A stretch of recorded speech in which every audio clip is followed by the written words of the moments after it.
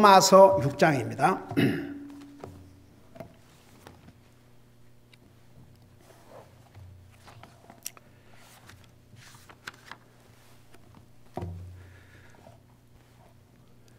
(12절에서) 13절까지 우리 같이 읽겠습니다. 12절에서 13절까지입니다.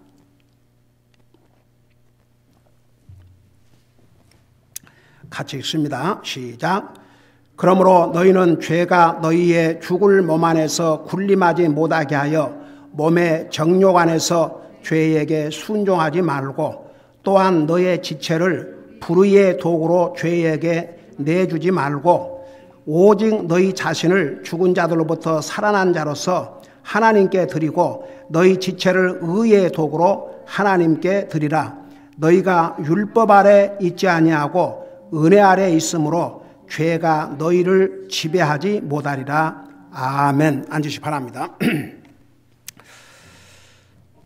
로마서 6장은 제목을 붙인다면 우리가 구원받은 하나님의 자녀로서 어떻게 죄를 이기고 거룩한 자로서의 삶, 의인으로서의 삶, 성화의 삶을 살 수 있는 것인가, 그것을 가르쳐주고 있습니다. 첫째는 우리가 죄를 이기고 정말 그리스도인으로서의 삶을 살기 위해서는 첫째는 알아야 됩니다. 여러분, 뭘 알아야 하지요. 여러분, 전쟁에서 가장 그 전쟁을 준비하는 중요한 것이 뭔 줄 아십니까? 정보입니다. 정보.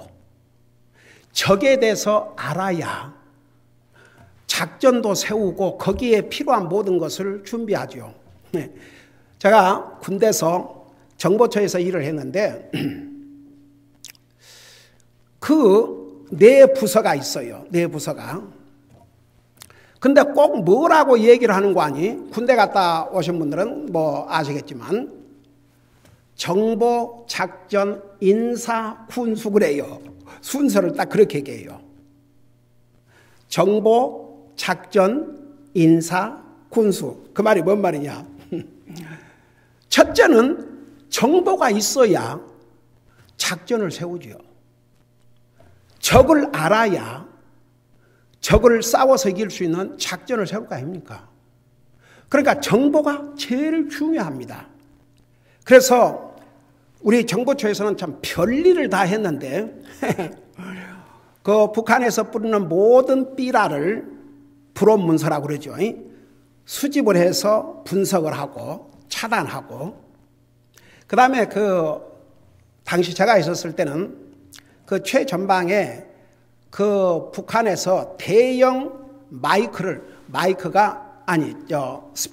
스피커가 한두 개 아니고 건물 같아요. 건물. 그 산에다가 스피커 수십 개를 만들어가지고 대남 방송을 합니다. 근데 여러분, 우리가 군대 생활할 때 참 힘들었을 때입니다. 그러니까 군대 생활에 너무 힘드니까 북한의 방송을 듣고 군인들이 많이 탈북을 했습니다. 탈영을 해서 북한으로 넘어갔습니다. 그게 너무 심하니까 그때 당시에 박정희 대통령이 도대체 이유가 뭐인가? 근데 군대에서 아주 그 구타 행위가 심했습니다. 고참이 그 이제 들어온 신병들을 괴롭히고, 그저 계급이 하나라도 높으면 낮은 사람을 괴롭히고, 그렇게 해서 자꾸만 문제가 생기니까 탈영병이 생긴 거죠. 그래서 당시에 그 박 대통령이 구타와 욕설은 민족의 반역자다. 그것을 사방에다가 그 써서 붙이고 페인트를 칠하고, 구타와 욕설은 민족의 반역자다. 그래가지고 그 이제 겉으로야 이제 못하지만 다 이제 밤 시간이 되면 여전히 괴롭힘을 당하고 그럴 때입니다. 그러니까 그런 것을 이제 분석해서 우리 남쪽 이제 한국에서는 대북 방송, 방해 방송을 하는 거예요. 그런 것을 다 우리가 이제 컨트롤을 했고, 그 다음에 이제 그 편지들이 군인들에게 오지 않습니까? 근데 군인들에게 바로 가는 게 아니고 그걸 우리 손을 정보처를 거쳐갑니다. 우리가 다 읽어보고 거기에 잘못된 정보가 없는지, 그리고 편지가 나갈 때도 역시 다 검열을 해서 우리가 무슨 도장을 찍었냐 그러면 방첩이라는 도장을 딱 찍어야 그게 이제 메일로 가서 본인들에게 전달이 됐습니다.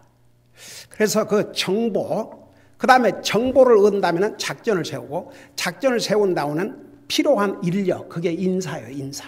필요한 사람들을 보충하고, 그 다음에 군수라는 것은 거기에 맞는 물자들을 준비를 하는 거죠. 그 네 가지가 전쟁을 하는데 절대적으로 필요했습니다. 이게 우리 영적인 삶에서 마찬가지입니다. 적을 알아야 됩니다. 우리의 적은 사탄입니다. 사탄은 아주 강교합니다. 우리 사람보다 훨씬 지혜롭습니다. 오죽하면 주님께서 제자들을 세상에 보내서 하나님을 전하게 하면서 너희가 비둘기같이 순진하되 뱀같이 지혜로우라고 그랬습니다. 그게 무슨 의미입니까? 뱀은 사탄을 이제 가리킨 거죠. 그 사탄이 얼마나 강교한 것을 알고 그들보다 나아야 된다 이거죠. 순진하기는 비둘기같이, 그 새 중에 비둘기가 가장 순진하고, 여러분 노아 홍수 때 얼마나 물이 말랐는지를 확인하기 위해서 그 비둘기를 내보냈지 않습니까? 까마귀는 그 더러운 짐승이라 그냥 더러운 데도 앉고 그랬지만, 이 깨끗한 비둘기는 더러운 데로 앉을 수 없었는지 다시 돌아왔어요. 나중에 이제 비둘기가 다시 내보냈는데 그 나무 그 잎을 물고 왔지요. 그런 다음에 다시 내보낸다면 다시는 돌아오지 않았어요. 그러니까 그런 더러운, 여러분 40일 동안 홍수로 완전히 지구가 엉망이 됐는데 어디 앉을 데가 있겠습니까? 근데 이제 물이 다 가라앉고 진흙탕이 다 이제 밑으로 내려가고, 그래서 나무, 깨끗한 나무가 있으니까 이제 거기를 다니면서 비둘기가 살 수 있으니까 안 돌아온 거죠. 그래서 이제 그 비둘기, 그게 깨끗하고 순수하고 순진하고, 우리 그리스도인이 그런 마음을 가져야 됩니다. 항상 여러분, 우리 마음을 하나님이 보고 계신다는 거, 하나님이 보시고 계신다는 거, 그러니까 우리 마음을 바로 가져야 돼요. 우리 마음속이 이렇게 삐딱하게 이래갖고 있는 것은 그건 절대 옳지 않습니다. 하나님께서 그런 마음을 다 보셔요. 사탄은 그런 마음을 사용하고, 그러니까 우리가 마음을 순수하게, 하나님이 내 마음을 보고 계신다는 거, 그래서 항상 하나님 앞에 겸손하고 순수하고 순진하고 순종의 마음, 그 마음을 가지고 살아야 하나님의 자녀로서의 바른 마음을 갖고 살게 됩니다. 여러분, 우리 마음속이 이렇게 삐딱해갖고 삐뚤어져갖고 있으면요, 그건 누가 가장 좋아할 것입니까? 사탄이. 그리고 그 삐뚤어진 마음을 사용을 해요. 자기도 모르게. 그러면 그 마음을 따라가게 됩니다. 하나님 앞에서 제대로 살 수가 없죠. 그래서 우리 주님께서 순진하기는 비둘기같이, 우리가 참 그런 하나님 앞에 순수한 마음을 갖고 산다는 게 얼마나 중요한지 모릅니다. 이 순수한 마음을 가져야 하나님의 말씀에 순종도 하고, 이 순수한 마음을 가져야 항상 자기 마음을 자기가 체크하고 조사하고 살게 되어 있습니다.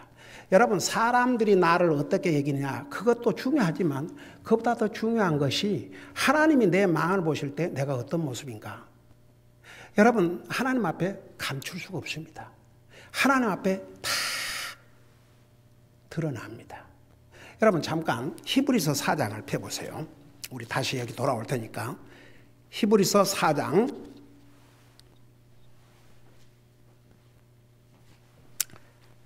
12절을 보시 바랍니다. 히브리서 4장 12절. 신약성경 400페이지입니다. 거기 보면 이런 말씀이 있죠. 하나님의 말씀은 살아있고 권능이 있으며 양날 달린 어떤 검보다도 예리하여 혼과 영과 및 관절과 골수를 찔러 둘로 나누기까지 하고 또 마음의 생각과 의도를 분별하는 분이시니. 우리가 하나님 말씀 앞에서 우리의 마음을, 이 하나님 말씀은 양날 가진 칼날같이 우리의 마음과 생각과 의도를 그냥 다 드러내놓게 한다고 말입니다.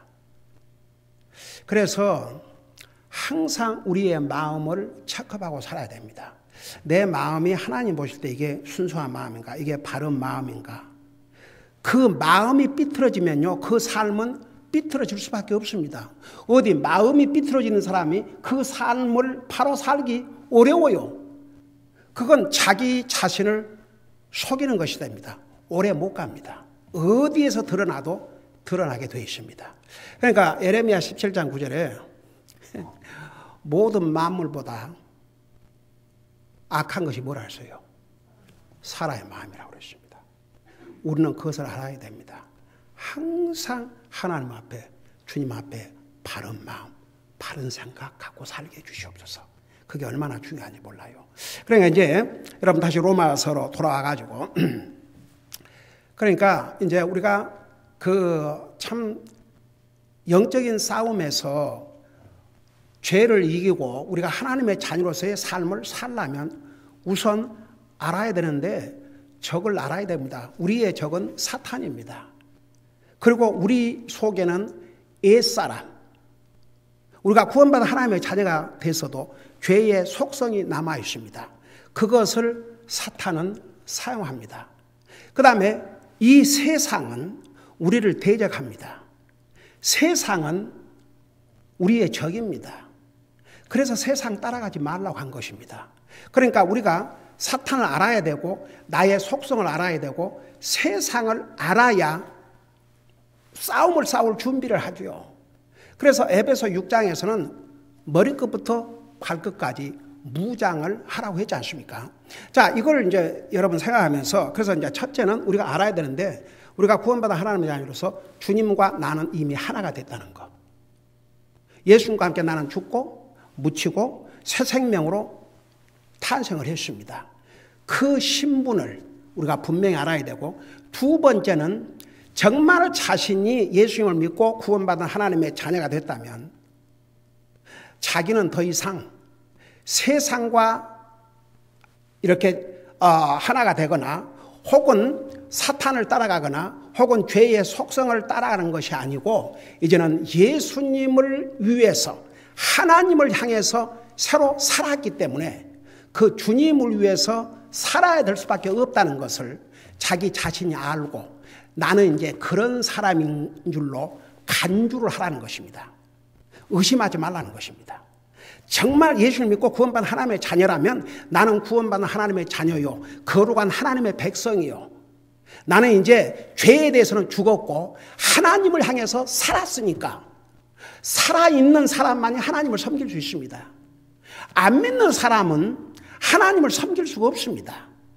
섬긴다 해도 하나님 안 믿는 사람도 교회도 나가고 겉으로 보기에는 하나님 믿는 것 같고 하나님 생긴 것 같지만 아이고 여러분 보세요. 그 종교라는 게 뭔지 아십니까? 종교라는 것은 자기가 무엇을 해서 뭘 얻겠다는 겁니다. 그러니까 불교라든가 보세요. 얼마나 그 사람들 공을 들입니까?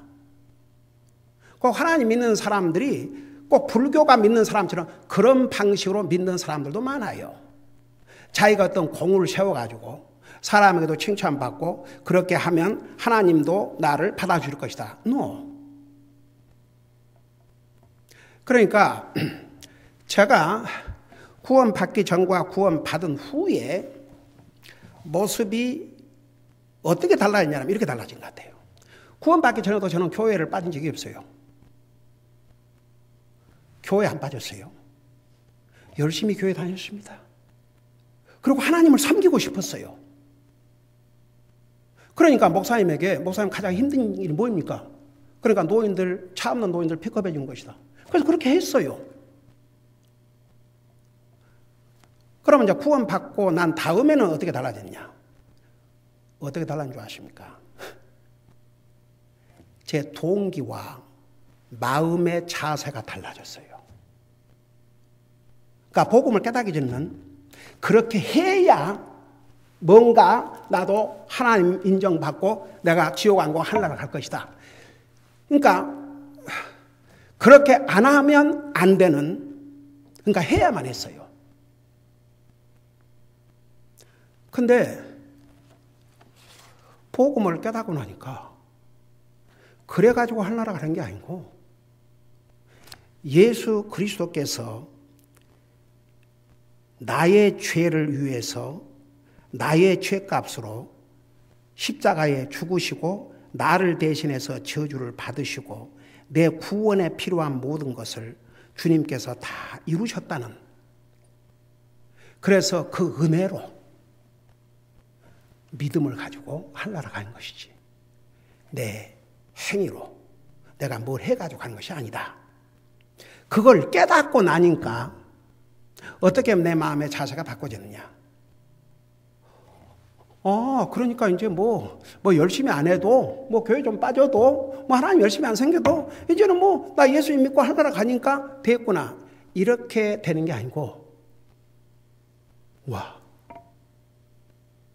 세상에 나 같은 죄인이 예수님을 믿음으로 구원받고 하늘나라 가게 된다. 와, 주님이 나의 구원을 위해서 영광의 하나님이 사람의 모습으로 이 땅에 오셔서 피조물에게 온갖 수욕을 당하시고 뺨을 맞으시고 수염을 뜯기시고 끝내는 피를 흘리시고 내 죄값을 지불하시고 내가 받아야 될 저주를 다 받으심으로 내가 구원받고 하늘나라 가게 되는구나. 그러니까 어떻게 마음의 자세를 하냐. 주님은 나를 위해서 모든 걸 하셨는데 제가 주님을 위해서 뭘 할 수 있겠습니까? 그러니까 어떻게 달라졌냐 그러면 더 열심히, 더 주님을 사랑하고 더 말씀을 사랑하고 더 주님을 위해서 살아야 되겠구나. 이렇게 마음이 바꿔졌지. 그럼 어차피 뭐 전에도 예수님 믿고 나 믿었으니까 그러면 됐네. 안 그랬거든요.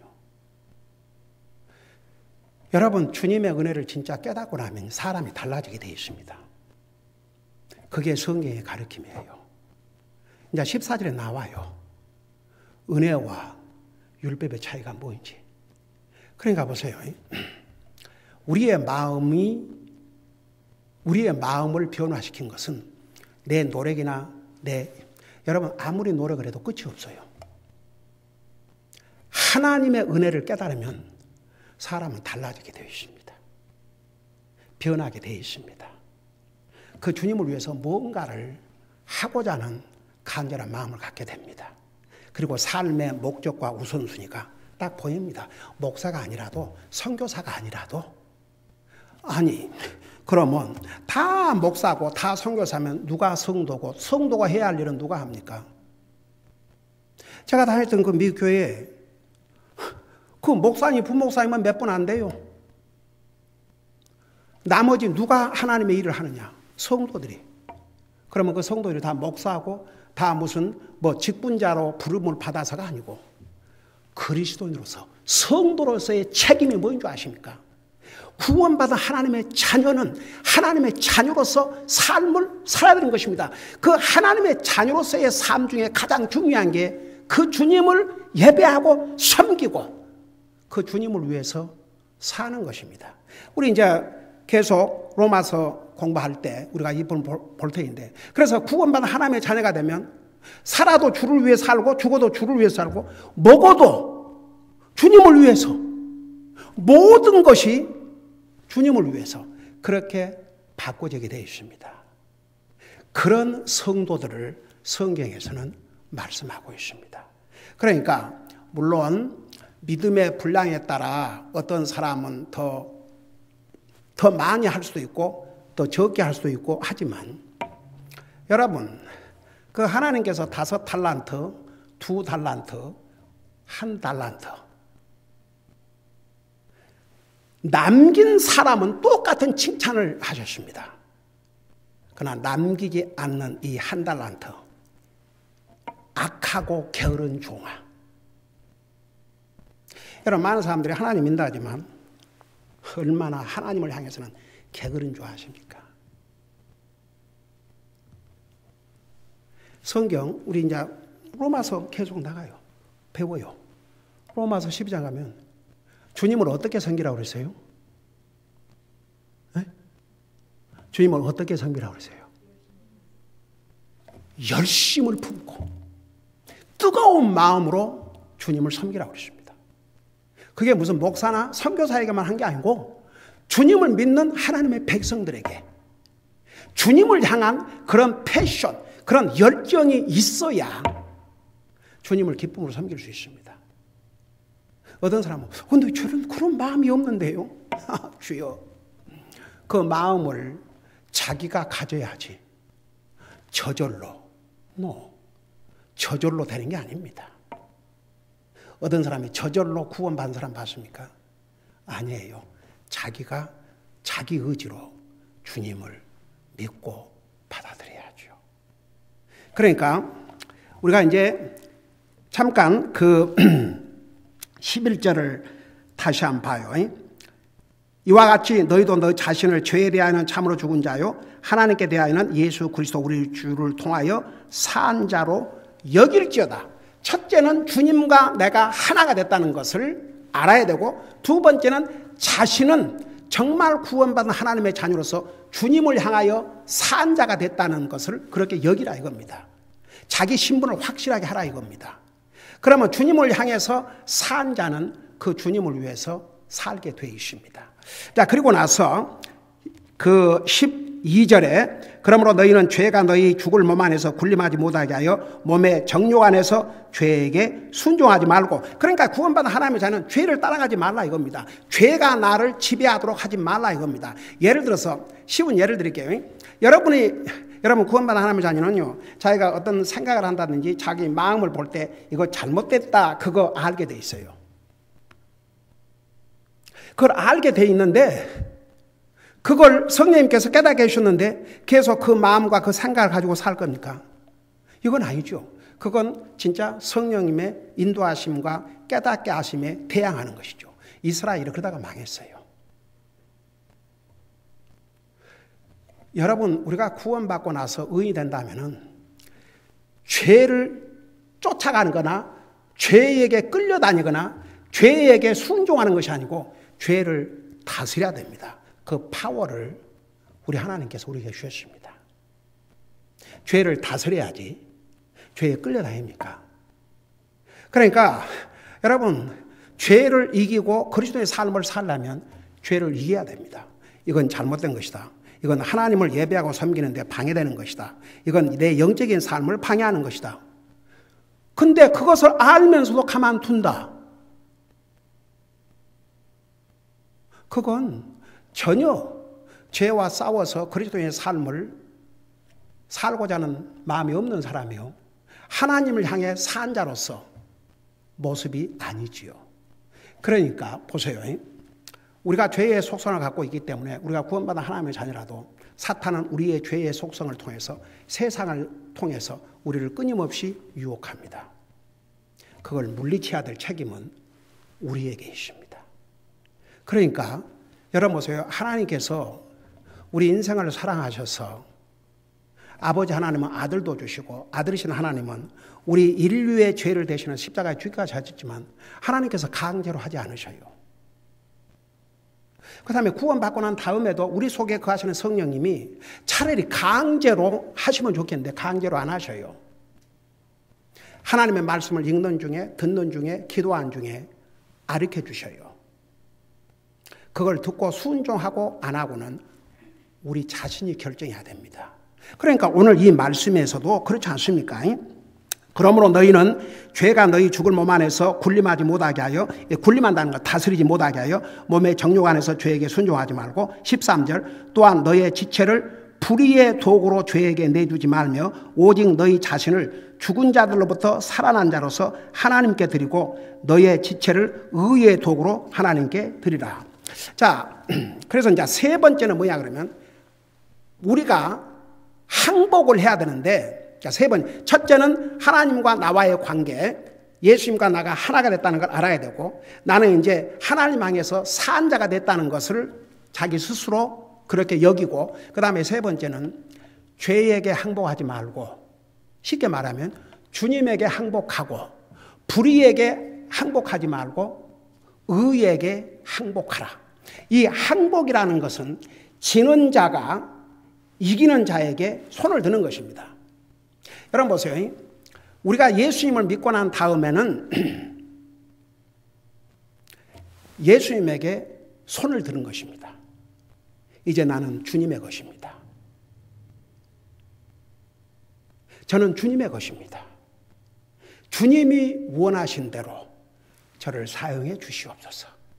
주님께서 원하신 대로 제가 쓰임받기를 원합니다. 자기 자신을 주님 앞에 항복을 해야 됩니다. 근데 항복하고 안 하고는 여러분의 그때그때 감정과 어떤 그런 그 환경에 의해서 하는 것이 아니고 우리 주님께서 나와 여러분을 위해서 무엇을 하셨는지 그것이 근거가 되어야 됩니다. 자, 우리 주님께서 내가 여러분들에게 1대1로 묻는다면 주님이 여러분을 위해서 무엇을 하셨어요? 한마디로 자신의 생명을 주셨습니다. 왜냐하면 여러분을 구원하기 위해서는 자신의 생명을 주시지 않냐면 다른 방법이 없었기 때문입니다. 여러분, 하나님에게도 능치 못하실 것이 없으신 하나님께도 우리 인생을 구원하는 방법은 그 길밖에 없었습니다. 그래서 하나님이신 예수님이 사람의 모습으로 이 땅에 오셔서 자기 생명을 주셨습니다. 나와 여러분이 받을 저주를 대신해서 나무에 매달려 저주까지 받아주셨습니다. 우리 주님은 우리를 위해서 모든 것을 하셨습니다. 그러니까 내가 주님에게 왜 항복하고 살아야 되는가? 그 주님이 나를 위해서 생명까지 주시고 영원한 지옥에서 건져주셨기 때문에 그 주님에게 항복하고 사는 건 너무 당연합니다. 여러분, 전쟁에서요, 졌어요. 그러면 이기는 자가 죽일 수도 있어요? 어때요? 죽일 수 있죠. 근데 살려줬어요. 살려주면서 지금부터 너는 내 말을 들어야 된다. 내가 하라는 대로 해야 된다. 그러면 그렇게 해서 목숨을 유지하는 게 지혜로워요? 아니면 나 당신만 못 듣고서 나 죽이시오. 그거 어리석은 자죠. 그러니까 지는 자는, 이기는 자가 죽일 수도 있지만 살려주었다면 그 이기는 자에게 순수히 항복하고 시킨 대로 하면 됩니다. 그건 하나의 예예요. 우리 주님께서는 우리를 영원한 지옥에서 건져주시기 위해서 자신의 생명까지 주셨습니다. 그러니까 주님이 나를 위해서 무엇을 하셨는지 그것을 근거로 주님께 항복하고 주님을 순종하고 주님을 따라가고 그 주님을 위해서 살아야지. 그때 기분,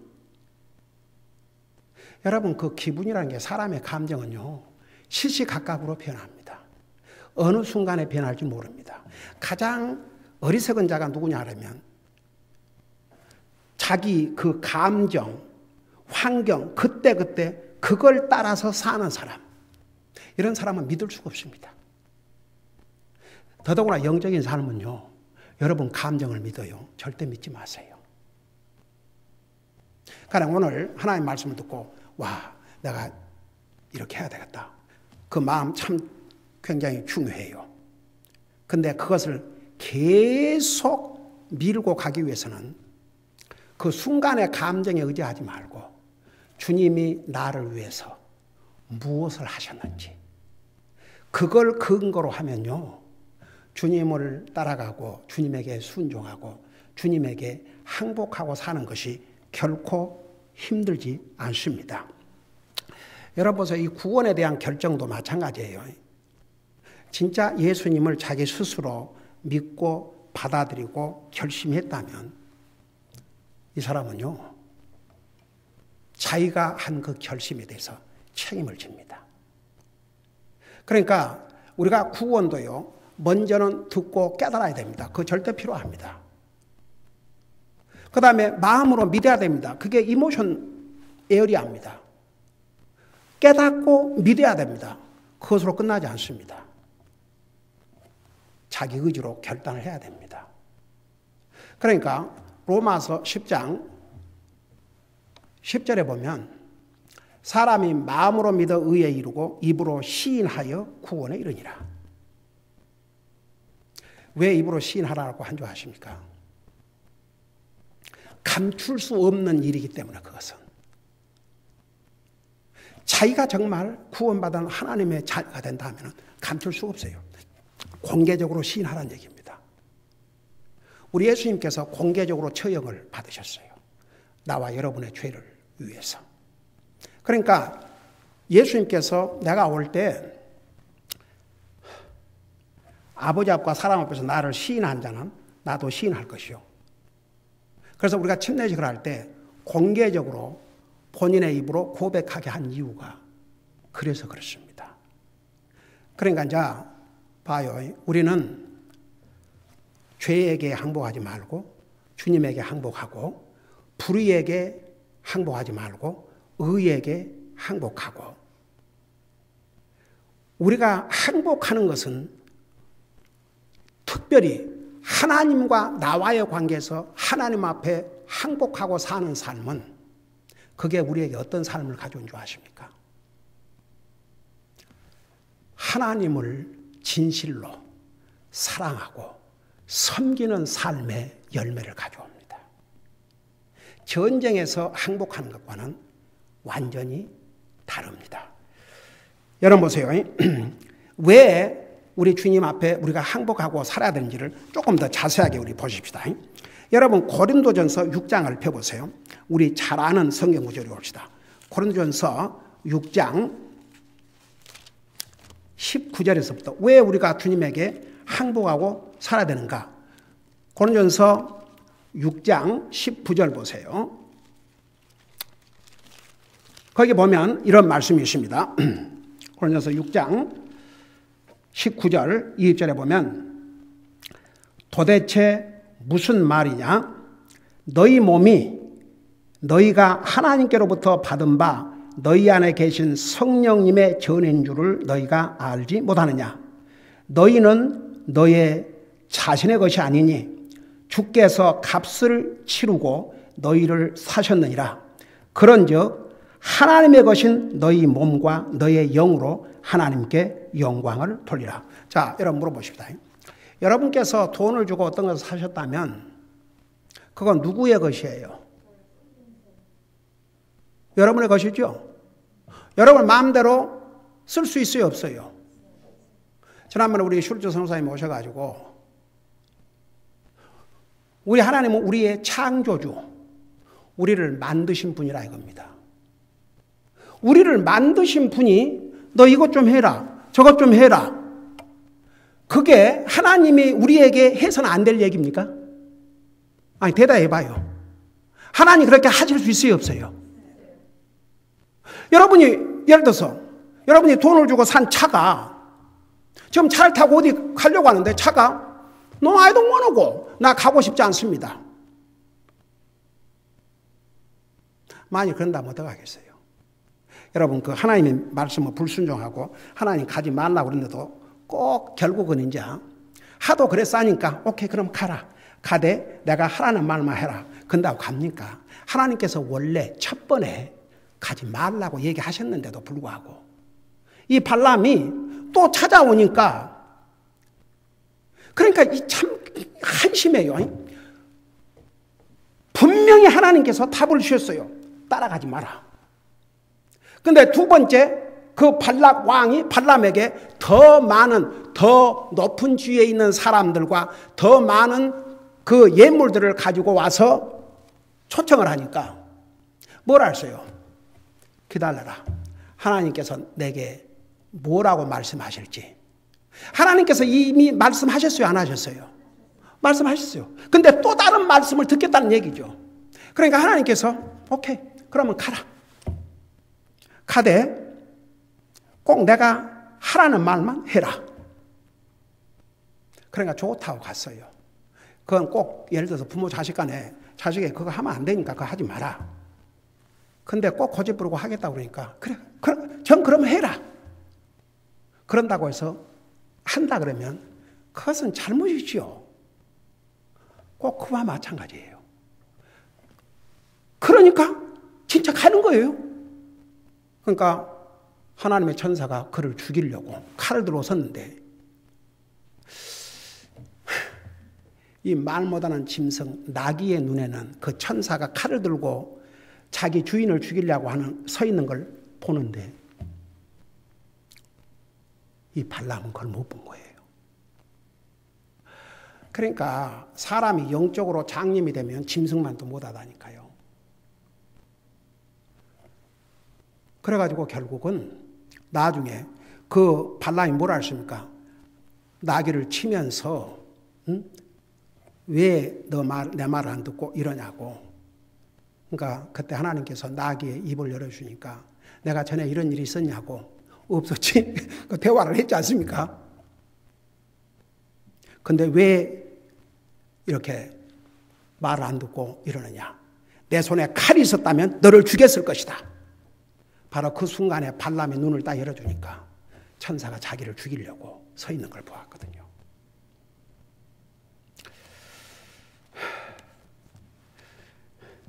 여러분 보세요.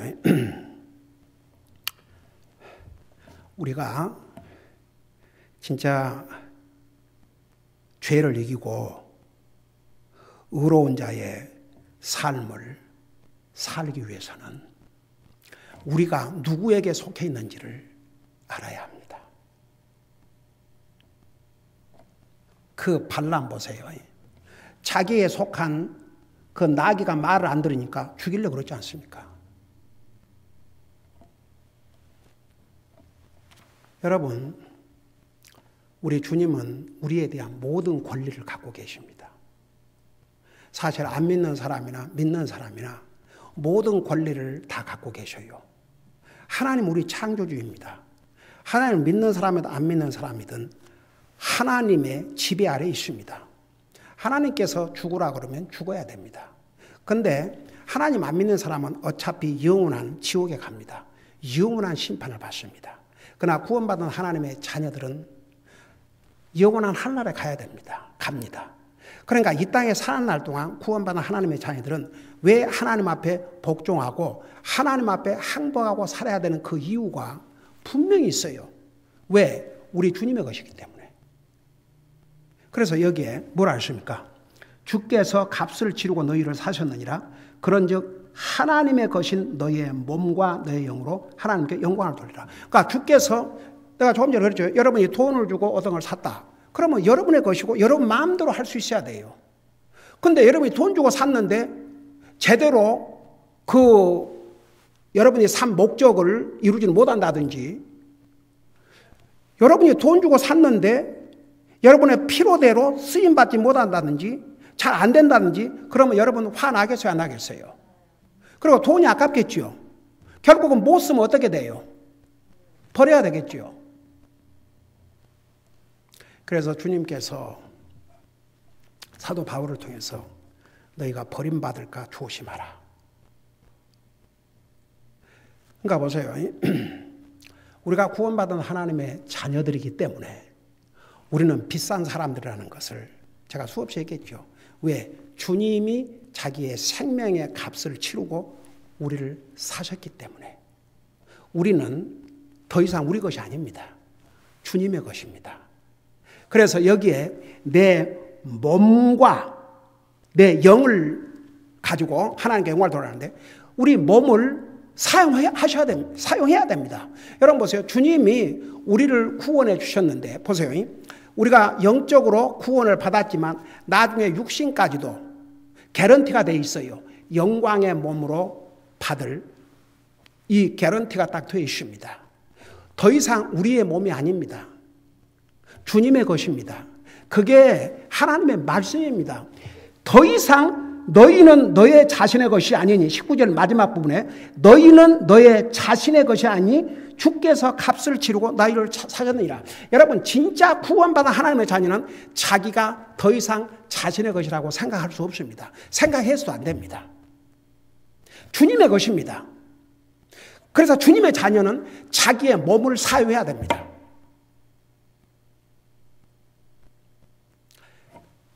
우리가 전도지를 가지고 가서 뿌리죠.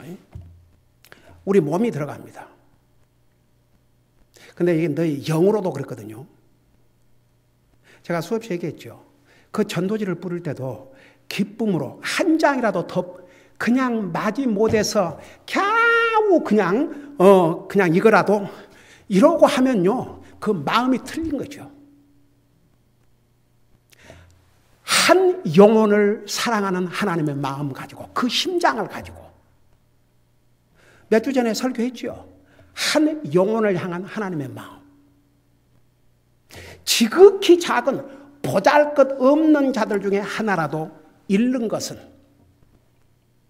하나님이 원하신 게 아니라고. 우리가 그래서 전도지를 가서 뿌릴 때도 그 심장을 가지고 한 영혼을 향한 하나님의 그 마음을 가지고 그냥 이거 뿌려야 되니까 그냥 이게 아니고 나 우리 교회에 한 사람도 그런 사람이 없는 줄 믿습니다. 없어야 되고 억지로 하면 안 됩니다. 그건 자기 몸은 마치 아내가 자기 몸은 남편에게 주면서 자기 마음은 딴 데가 있는 거나 다를 바가 없습니다. 그 관계가 얼마나 지속될 것 같습니까?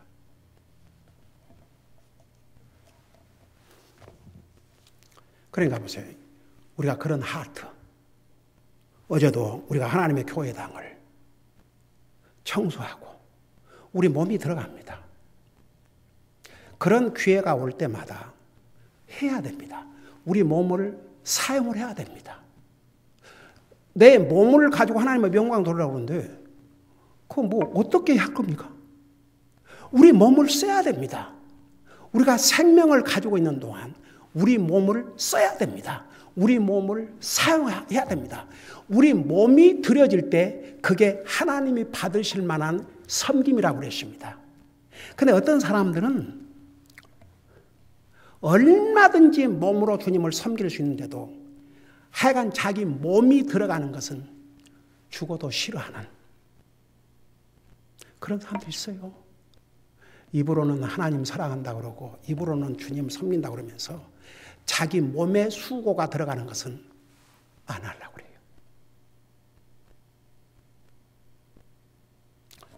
오늘 이 보세요. 내 몸은 너의 것이 아니다.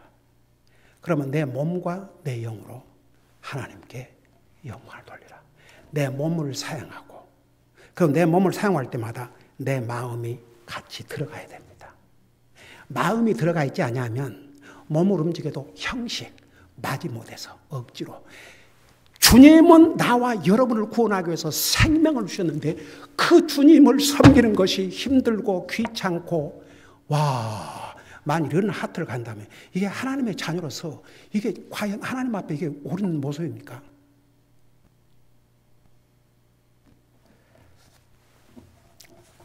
저는 우리 교회 여러분이 이제 육체적으로 도저히 감당할 수 없는 그런 사람을 얘기하는 건 아니에요. 얼마든지 육체적으로 사용할 수 있는데도 불구하고 귀찮으니까 싫으니까 안 하는 거죠. 이런 사람들은요 평생 그러고 살다가 맙니다. 저는 어제 야 교회 청소 다 마치고 이제 설교 촬영을 해야 되니까 우리 가족은 다 남아서 같이 협조하고 돕고 다 이제 이렇게 하면서 그 집에 가서 오늘 우리 성도들이 드실 이 터키 dinner 진부하는데 어제 하루 종일 그 아이들 가서 계속 밤늦게까지 이 많은 음식을 그럼 이제 아침에 우리 성도들이 그래도 식어버린 것보다는 아직은 따뜻했을 때 드시기 위해서 모든 준비를 해놨다가 새벽까지 일어나가지고 다 그거 해서 뜨끈뜨끈하게 그러니까 이 모든 걸 하는데 몸이 들어가는 거죠. 그래서 참 우리가 이렇게 몸으로 주님을 섬길 수 있다는 게 얼마나 큰 복인지 그 아침에 수고했다고 칭찬해주고 우리가 주님을 이렇게 우리의 몸으로 섬길 수 있다는 게 그 자체가 얼마나 큰 복인지. 근데 보세요. 오늘 이 말씀에 의하면 주님은 우리의 몸으로 주님을 섬기기를 원하십니다. 그게 최소한 주님이 받으실 만한 섬김이라는 것을 로마서 12장에서 말씀하고 있어요. 여러분 그거 한번 보고 맞추십시다. 로마서 12장을 보세요. 우리 똑같은 로마서인데 로마서 왜 우리가 우리의 몸을 주님 앞에 항복하고 우리의 몸으로 주님을 섬겨야 되냐 그러면 로마서 12장 1절에 뭐라고 말씀하고 있습니까? 그러므로 형제들아, 여기 이제 형제들아, 하나님의 백성들에게 하는 얘기예요. 하나님의 백성들에게 형제들아, 내가 하나님의 궁유를 힘입어 너희에 간청하노니 너희는 너희의 몸을 거룩하고, 여기에 거룩하다는 말은 항상 구별시키라는 얘기입니다. 구별시켜서 하나님께서 받으실 만한 살아있는 희생물로 드리라. 그것이 너희의 합당한 섬김이니라. 그러니까 보세요. 우리의 몸을 구별해서 하나님께서 받으실 만한 살아있는 희생물. 자, 하나 물어보십시다. 구약시대 때는 짐승을 어떻게 해서 하나님 앞에 드렸어요? 죽여서. 죽은 희생물을 드렸지요. 근데 우리는 예수 그리스도께서 나와 여러분을 위해서 이미 희생물로 자신을 주셨습니다. 그 희생물로 구원받았기 때문에 우리를 죽일 필요는 없습니다. 도리어 살아있는 이 몸을 가지고 하나님이 받으실 만한 희생물을 드리라고 그랬는데 희생물이라는 것은 sacrifice, 뭔가 거기에 따르는 그 힘들고 아프기도 하고 이런 게 있어야 희생물이 됩니다. 여러분 몸이 그냥 아플 때까지 주님을 위해서 일해 보셨어요? 그냥 여러분 보세요. 주님은 나와 여러분의 구원을 위해서 자신을 완전히, 여러분 한번 생각해 봐요. 우리는 이제 예수님이 십자가에 돌아가셨다는데 당시에 그 십자가의 처형이 로마에서 가장 악한, 더더구나 로마 시민권자들은 그런 처형을 안 했습니다. 그 처형이 너무나도 가혹하고 힘들기 때문에.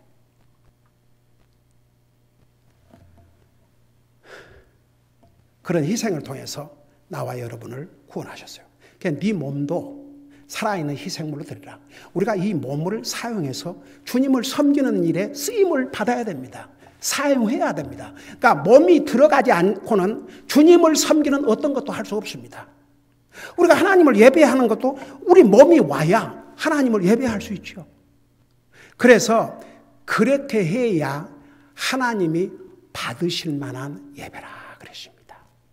받으실 만한 섬김이라고 그랬습니다. 그러니까 우리 몸을 주님 섬기는데 사용한다는 게 얼마나 중요한지 몰라요. 그래서 보세요. 우리가 진짜 우리가 죄를 이기고 하나님의 자녀로서의 삶을 살려면 우리 몸을 열심히 주님 섬기는데 부지런히 사용하면 됩니다. 열심히 사용하다 보면 언제 세상 따라가고 죄를 따라가고 할 여유가 없지요.